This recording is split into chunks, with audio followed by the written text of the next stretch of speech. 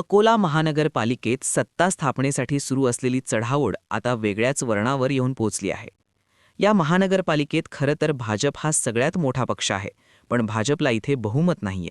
त्यामुळे अन्य विरोधी पक्षांनी एकत्रित येत सत्ता स्थापनेचा प्रयत्न केला.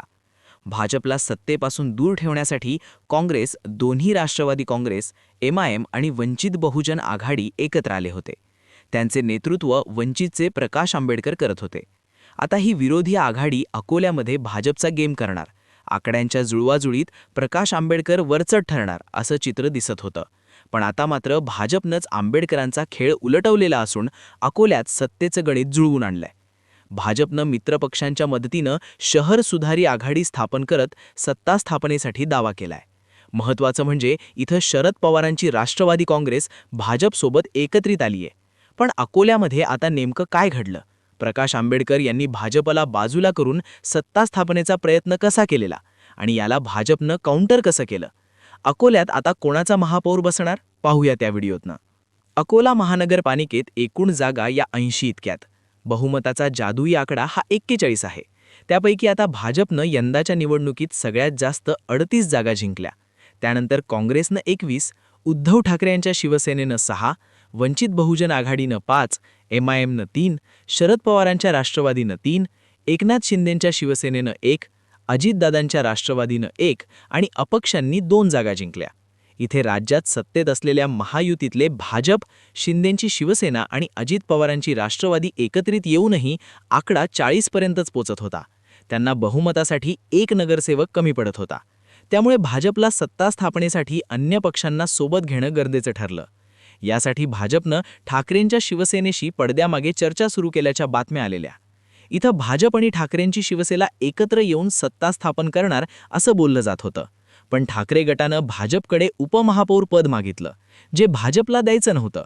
त्यामुळेच या ठिकाणी भाजप आणि ठाकरेंची युतीची ही चर्चा फिसकटली. आता एकीकडे या घडामोडी घडत असताना दुसरीकडे प्रकाश आंबेडकरांनी मात्र हालचाली चालू केल्या. त्यांनी भाजपला सत्तेपासून लांब ठेवण्यासाठी काँग्रेस पक्षाशी बोलणी सुरू केली. याशिवाय अन्य विरोधी पक्षांना सुद्धा एकत्रित आणलं. आंबेडकरांच्या नेतृत्वाखालील वंचित बहुजन आघाडी, काँग्रेस, MIM आणि दोन्ही राष्ट्रवादी काँग्रेस यांच्यामध्ये संयुक्त अशी बैठक झाली. या बैठकीला ठाकरेंची शिवसेना आणि एक अपक्ष नगरसेवक सुद्धा उपस्थित होता. प्रकाश आंबेडकरांच्या निवासस्थानी 45 मिनिटात चाललेल्या या बैठकीत भाजपला रोखण्यासाठी प्लॅन आखण्यात आलेला. आता प्रकाश आंबेडकर हे विरोधी आघाडी स्थापन करून भाजपला सत्तेपासून लांब ठेवतील असं बोललं जात होतं. पण इथेच नेमका ट्विस्ट आला. कारण काँग्रेससहित सगळे विरोधी पक्ष हे एकत्रित येऊन सुद्धा संख्या 40 पर्यंतच जात होती. म्हणजे बहुमतासाठी 1 नगरसेवक कमी पडत होता.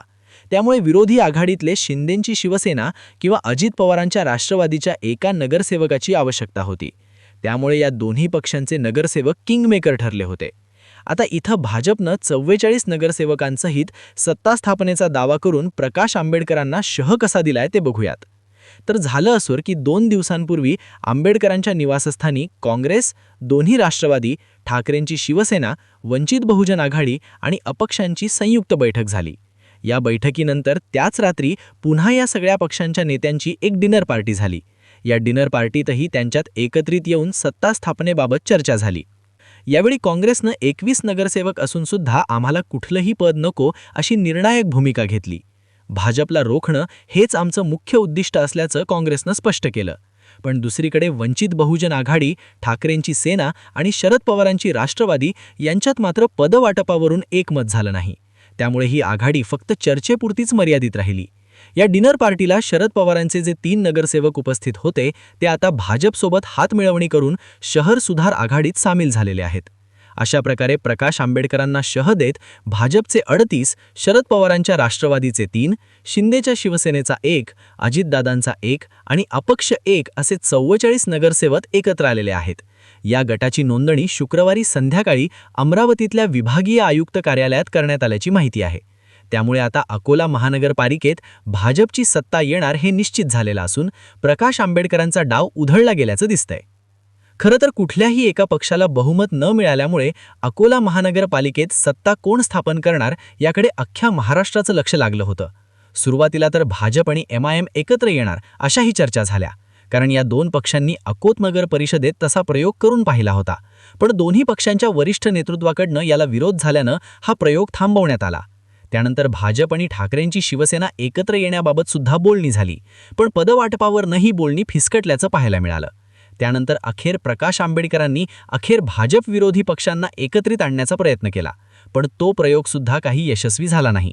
आता सरतेशेवटी महायुती आणि शरद पवार यांची राष्ट्रवादी काँग्रेस यांनी एकत्रित येत अकोल्यात सत्ता स्थापनेचा दावा केलाय. आता येत्या 30 जानेवारीला महापौर आणि उपमहापौर पदाची निवड होणार आहे. इथे महापौरपदी नेमकी कोणाची वर्णी लागू शकते हे सुद्धा पाहूयात.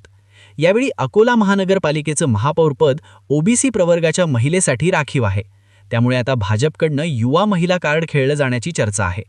गटनेते पदावरती युवा नेतृत्वाला संधी दिल्यानंतर भाजप आता महापौर पदासाठी सुद्धा तरुण चेहरा पुढे आणण्याच्या तयारीत असल्याचं राजकीय वृत्तात बोललं जात आहे.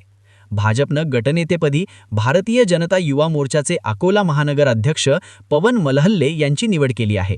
या पार्श्वभूमीवर भाजपकडनं नीतू जगताप या महापालिकेतल्या सगळ्यात तरुण नगरसेविकेचं नाव महापौर पदाच्या शर्यतीत आघाडीवर असल्याची माहिती समोर येतेय. आता या सगळ्या पार्श्वभूमीवरती भाजपच्या नीतू जगताप यांच्याबद्दल बोलायचं झालं तर त्या प्रभाग क्रमांक 3 मधनं पहिल्यांदाच नगरसेवक म्हणून निवडून आलेल्या आहेत. त्या फक्त 25 वर्षांच्या आहेत. इंटिरियर डिझायनरची पदवी घेतलेल्या जगताप यांचं तरुण वय आणि त्या ओबीसी महिला प्रवर्गातनं येत असल्यानं त्या महापौर पदाच्या शर्यतीच्या प्रबळ दावेदार मानल्या जात आहेत. भाजपकडे सध्या ओबीसी प्रवर्गातल्या 16 महिला नगरसेविका आहेत, पण मुख्यमंत्री देवेंद्र फडणवीस यांनी यापूर्वीच भाजपमध्ये 40% तिकीटं आणि पदं तरुणांना दिली जातील अशी घोषणा केली होती. या पार्श्वभूमीवर आता अकोल्यामध्ये गटनेते पदानंतर महापौर पदावर सुद्धा तरुण नेतृत्वाला संधी मिळण्याची दाट शक्यता ही बोलून दाखवली जाते. नीतू जगताप यांची कुटुंबाची पार्श्वभूमी सुद्धा राजकारणातली आहे. त्यांचे वडील महादेव उर्फ बबलू जगताप हे वंचित बहुजन आघाडीकडनं सलग 2 वेळा नगरसेवक म्हणून निवडून आलेले आहेत. पण महानगरपालिका निवडणुकीआधी त्यांनी वंचितमधनं भाजपात प्रवेश केलेला. आता त्यांच्या मुलीचेच नाव महापौर पदाच्या शर्यतीत आघाडीवर असल्याचं पाहायला मिळतंय. एकूणच काय तर अकोला इथल्या महानगरपालिकेत प्रकाश आंबेडकरांनी जी भाजप विरोधी आघाडी स्थापन करण्याचा प्रयत्न केला, विरोधी पक्षांची मोट बांधली, ती आघाडी आता फिसकटल्याचं पाहायला मिळतंय. भाजपनं आणि शरद पवारांच्या राष्ट्रवादीनं एकत्रित आंबेडकरांच्या या प्रयोगाला शह दिल्याची चर्चा सध्या अकोल्यात होतीये. आता अकोल्यात सुद्धा भाजपची सत्ता येणार आणि त्यांचाच महापौर बसणार हे फिक्स झालंय. पण आता महापौरपदी नेमकी कोणाची वर्णी लागणार, उपमहापौर पद कोणाकडे जाणार, याकडे सगळ्यांचं लक्ष आहे. तुम्हाला या सगळ्या राजकारणाबाबत काय वाटतं?